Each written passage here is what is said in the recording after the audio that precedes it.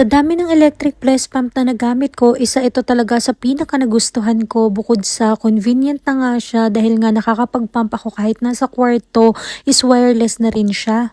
Meron na nga pala tong tatlong modes. Meron siyang massage mode, meron siyang pumping mode at pwedeng sabay yung massage at pumping mode kung gusto mo na mas malakas yung sanction tapos hanggang level 9 na siya. Kaya ang ganda talaga ng sanction at ang dami ko talaga nakukuhang breast milk. Ang maganda din dito ay hindi siya sobrang ingay katulad ng mga na-try ko na electric breast pump tapos napakadali lang nitong gamitin. Kaya naman isa ito sa marirecommend ko sa inyong electric breast pump. Tapos affordable na rin itong breast pump na ito.